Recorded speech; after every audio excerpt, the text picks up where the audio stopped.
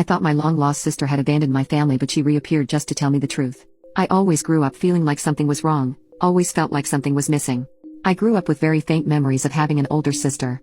But they were all blurry, as if I had only seen her through the eyes of a toddler. As soon as I learned how to speak, she was the first thing I asked my parents about. When I was a kid, my parents told me that she was just in my dreams. They had always been extremely strict religious people. And they made it clear as I grew up that they loved their pastors and fellow churchgoers more than me. My parents didn't believe in hugging, and they would make me copy scripture from the Bible for hours as punishment if I ever acted out. When I got to high school, I decided to bring up the question of my sister again. I guess because I was a little older now, my parents figured that I deserved the truth. I asked my parents again and told them I almost distinctly remembered having an older sister. I remember her being sweet and rocking me to sleep. My mom gave my dad this nervous look, but he looked as cold as ever. That's when he told me that my older sister had stolen money from him when she was 15 and she had been living at a boarding school ever since. I asked her where she was. I couldn't help myself from crying. I was so excited. I had an older sister. I couldn't wait to meet her. But that excitement was ripped away when my dad said that she had abandoned her family as soon as she turned 18. He told me that she didn't want to see me. He said that I would probably die without meeting her, and it was for the best. He even said that I better not turn out a sinner like her. I tried to ask more questions about her. I yelled back at my parents for the first time in my entire life, and my dad responded by leaving a bright red mark on my face. He said that if I ever brought her up again in his house, he would ship me off just like he did her. I held my face but also his stare and said he might as well, and that I would rather be with her, whoever she was, than with the two of them. My parents became even more strict after that. I wasn't allowed to have any non-Christian friends in high school or any screens in my room. It was hard to make friends since people didn't understand why I was so sheltered. But I was lucky to meet a couple cool, kind kids in my high school's youth group. It was the only extracurricular activity my parents allowed me to do, and I was desperate for any sort of social interaction after school. I was pretty surprised to see that a lot of other kids in the youth group had similar issues with their strict parents, and we ended up confiding all our secrets to each other. I ended up meeting my very first best friend, Marissa, in there. I told her all about how I wanted to find my sister one day, and we hatched a plan to run away from our parents' houses together the second we turned 18. I knew I had been through a lot, but when Marissa told me about how her parents forced her to kneel on rice every day for a month after she came out to them as a lesbian, I counted my blessings. My friends carried me throughout high school. My mental state tanked the second I stepped into my house, but Marissa ended up giving me one of her old phones, and I used it in secret to talk to my friends after school. I can't tell you how incredible it felt to have a secret connection to the outside world that my parents knew nothing about. They didn't care about me, they just cared about controlling me.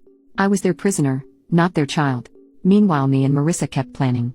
We decided we would pack small bags and take a bus to the state over the night of my 18th.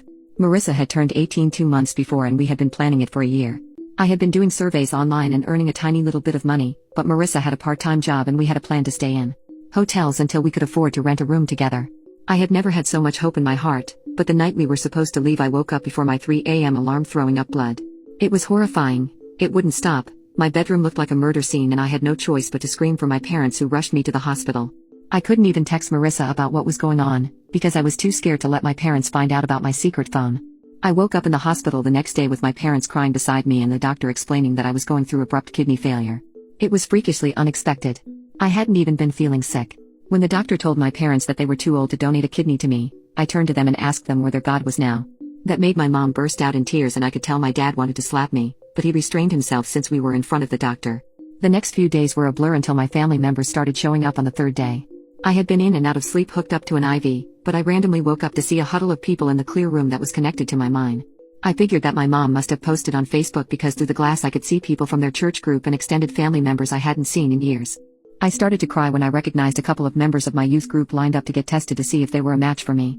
But I completely shot up when I saw a new woman that I did not recognize.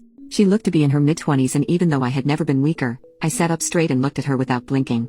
She looked exactly like me. She had these thick glasses on and a hat, but there was just something about her that stuck out to me.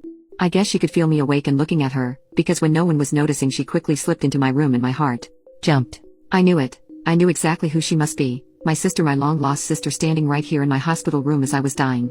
She had finally found me, but now I might die before we even got a chance to know each other. But I barely had a second to process this before she slipped a note in my hand, squeezed it, and left the room as quickly as possible. It's a good thing she did too, because my parents came in a second afterward and asked me who that was. I lied and told them she was a member of my youth group, and they believed me. I guess they had too much on their mind with all the family members around to give my sister any notice. My sister had finally come to see me. I read the note the second I was alone again. It read, "You've been lied to. I'm your big sister, Clara, and unlike them, I love you enough to give you the truth.